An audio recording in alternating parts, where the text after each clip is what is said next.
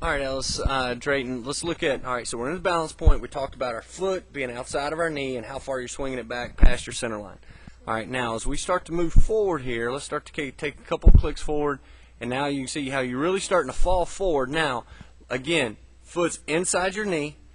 Weight is basically, you're driving forward, okay?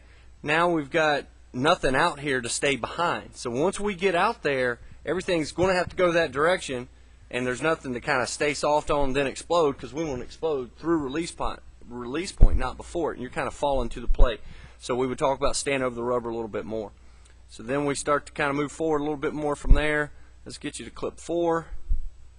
All right, now this is where you can start to see how this front leg has started here and has swung out and around, okay? And not being very athletic, and being athletic as far as staying linear and helping us stay in line, that knee should come up and work down and to the plate.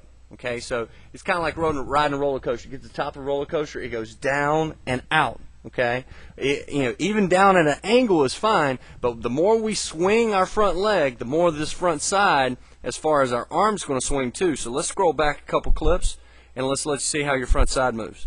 We get here, as we start to kind of move down, let's start putting slow motion and see how that front arm swings out and around. Now, and it's mirror imaging the front leg, and as it mirror images that, when it hits, what do you think the next movement that front side's going to have?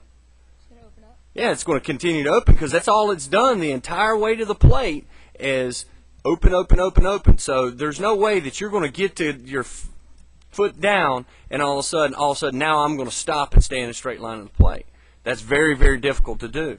And you can see here in frame 5, okay, on the one on the left you did a much better job of, and the one on the right you can really see how your head is starting to fly. Now, what should happen is, I know I'm a little bit off center on you from the one on the left, but you should have foot, knee, chest, head all in a straight line going straight up at 90 degrees. Okay, it should be straight up, not kind of see how everything is to the right, or in your case when you're throwing, everything's kind of going to your left. On the right side, you can see how your head's flying here, and you can really start to see what I talked about earlier with this arm drag of the fact that you go from shoulder to elbow to hand way here behind you, okay? So now your arm's really dragging behind you, and so you're either going to have to hold on to the ball really long or let it out early, and so it's really a timing as it is seeing if we could get that ball in the zone. Then we move to release point, and you see how your head on the right side of the screen really starts to continue to fly.